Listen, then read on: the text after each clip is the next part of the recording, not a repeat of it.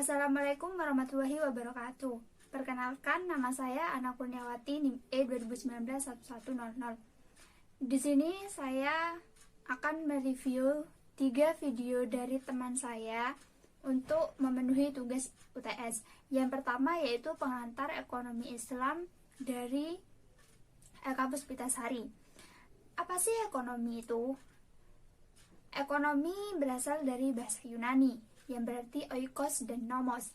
Oikos yang berarti rumah dan nomos yang berarti tatanan, peraturan, dan hukum.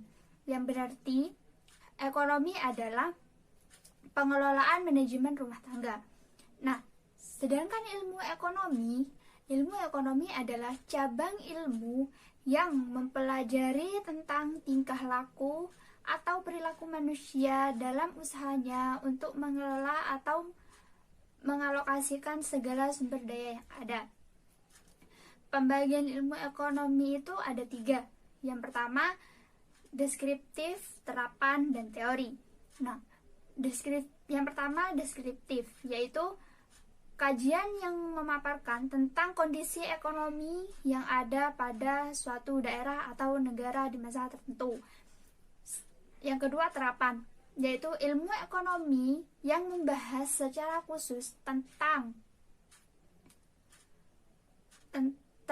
penerapan teori ekonomi dalam suatu rumah tangga produksi. Yang terakhir yaitu teori. Teori adalah gejala yang timbul akibat perbuatan manusia dalam usahanya untuk meningkatkan kesejahteraan masyarakat. Nah, teori ini dibagi menjadi 2, yaitu ekonomi makro dan ekonomi mikro. Yang pertama, ekonomi mikro, yaitu suatu cabang ekonomi yang membahas tentang bagaimana dan mengapa suatu keputusan itu diambil dalam setiap suatu ekonomi. Yang kedua, ekonomi makro, yaitu studi tentang ekonomi secara keseluruhan, menjelaskan tentang perilaku ekonomi yang mempengaruhi masyarakat, perusahaan, dan pasar. Selanjutnya, konsep dasar ekonomi makro. Yang pertama yaitu pendapatan dan pengeluaran, yang kedua pengangguran, yang ketiga uang dan fungsinya, yang keempat inflasi dan deflasi, yang terakhir permintaan dan penawaran dan giliran. Nah, yang kedua, saya akan mereview tentang konsep dasar ekonomi dari Nurdina Wardatul Amalia. Yang pertama, kita akan membahas tentang ilmu ekonomi Islam. Apa sih ilmu ekonomi Islam itu? Ilmu ekonomi Islam adalah cabang ilmu yang membahas dan mempelajari tentang perilaku manusia dalam memenuhi kebutuhannya dan memuaskannya untuk mencapai falah. Selanjutnya, definisi ekonomi Islam. Apa sih definisi ekonomi Islam itu? Ekonomi Islam yaitu membahas dan mempelajari tentang perilaku manusia dalam memenuhi kebutuhannya dan memuaskannya untuk mencapai falah berdasarkan pada prinsip-prinsip dan nilai-nilai Al-Quran, Sunnah, Ijma, dan Qiyas. Untuk mencapai kebutuhan lahir dan batin, untuk mencapai dan terpenuhinya kebutuhan sebagai manusia dan mendapatkan ridho dari Allah Subhanahu wa Ta'ala yang memenuhi kebutuhan fisik dan jasmani. Sumber hukum ekonomi Islam itu ada 4, yaitu Al-Quran, Sunnah, Ijma, dan Qiyas. Nah, selanjutnya dasar-dasar ekonomi Islam itu ada 6. Yang pertama, tauhid atau kekuasaan Allah, yaitu segala aktivitas harus sesuai dengan ketentuan Allah. Yang kedua, al-siddiq atau amanah. Al-siddiq atau amanah yaitu setiap transaksi harus dilandasi dengan kejujuran dan melaksanakan tugas dengan baik dan benar serta dengan sungguh-sungguh sesuai dengan perjanjian yang disepakati bersama. Yang ketiga, mengakui hak milik individu dan umum. Yang keempat, al-adalah atau keadilan, yaitu kita harus adil dalam bertransaksi. Yang kelima, at-tawazun atau keseimbangan, yaitu kita harus seimbang antara kebutuhan rohani dan jasmani serta keseimbangan antara kebutuhan individu dan umum. Yang keenam, at-ta'awun atau tolong-menolong, yaitu kita harus saling tolong-menolong dalam aktivitas ekonomi. Selanjutnya, prinsip-prinsip ekonomi Islam harus bebas dari maghrib, yaitu maisir, gharar, dan riba. Yang terakhir yaitu karakteristik. Karakteristik ini yang pertama yaitu terikat akidah, syariah, serta moral. Yang kedua, menggunakan sistem bagi hasil. Yang ketiga, melarang praktik riba. Yang keempat, bertujuan untuk kesejahteraan bersama. Yang kelima, mengakui kepemilikan multifungsi. Nah, yang terakhir, saya akan mereview tentang kebijakan moneter dalam perspektif ekonomi Islam dari Sela Nurika Febrianti. Kebijakan moneter sangat berperan untuk mengatur ekonomi nasional, karena instrumen kebijakan moneter ini akan mengatur beredarnya uang, keseimbangan pasar, sehingga ekonomi stabil dan bertumbuh dengan baik. Apa sih kebijakan moneter itu?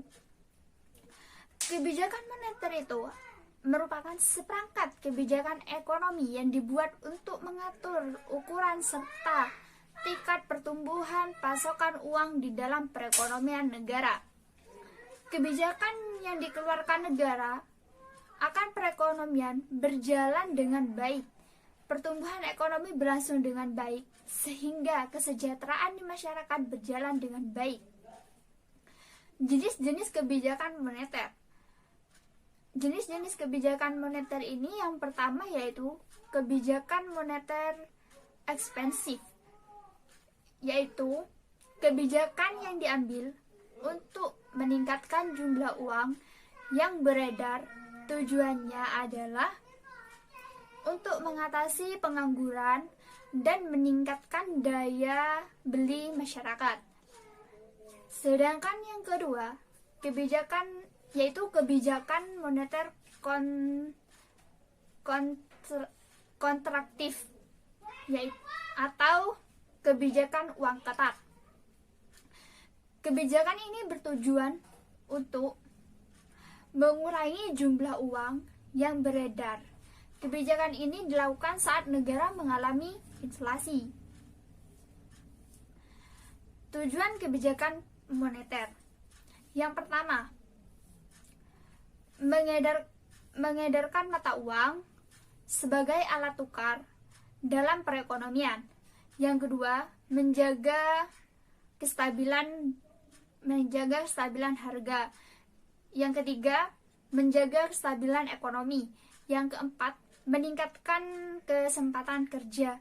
Yang kelima, memperbaiki neraca perdagangan kerja masyarakat. Yang keenam, distribusi likuiditas yang optimal. Yang ketujuh, menjaga keseimbangan antara IS dan LM. Yang terakhir, pertumbuhan ekonomi dan pemerataan pendapatan. Yang selanjutnya, instrumen kebijakan moneter. Instrumen kebijakan moneter yaitu antara lain yang pertama, kebijakan operasi pasar terbuka. Yang kedua, kebijakan diskonto. Yang ketiga, kebijakan cadangan kas. Yang keempat, kebijakan kredit ketat. Yang kelima, kebijakan dorongan moral. Dan yang terakhir, penyesuaian tingkat suku bunga. Nah, yang berikutnya yaitu ada beberapa mushaf instrumen kebijakan moneter dalam ekonomi Islam. Yang pertama, Istighaduna, yang mana pada masa awal Islam tidak diperlukan suatu kebijakan moneter karena sistem perbankan hampir tidak ada dan penggunaan uang sangat minim. Jadi tidak ada alasan yang memadai untuk melakukan perubahan-perubahan terhadap penawaran akan uang melalui diskresioner. Nah, yang selanjutnya yaitu mushaf mainstream, yaitu yang bertujuan memaksimalkan alokasi sumber daya untuk kegiatan ekonomi produktif. Mushaf ini merancang sebuah instrumen kebijakan yang bertujuan untuk memengaruhi besar kecilnya permintaan akan uang. Nah, selanjutnya, instrumen kebijakan moneter ekonomi Islam. Antara lain yang pertama, nisbatul ihtiyati. Yang kedua, iqna al-ma'wi. Yang ketiga, nisbatul iqrad. Yang keempat, i'adatus sanadat. Yang kelima, as-sukuwal islamiyah. Yang keenam, islamic sukuk. Yang ketujuh, al-istikmar al-hukumi. Dan yang terakhir, adabit tashitik. Sekian review dari saya, kurang lebihnya mohon maaf. Wassalamualaikum warahmatullahi wabarakatuh.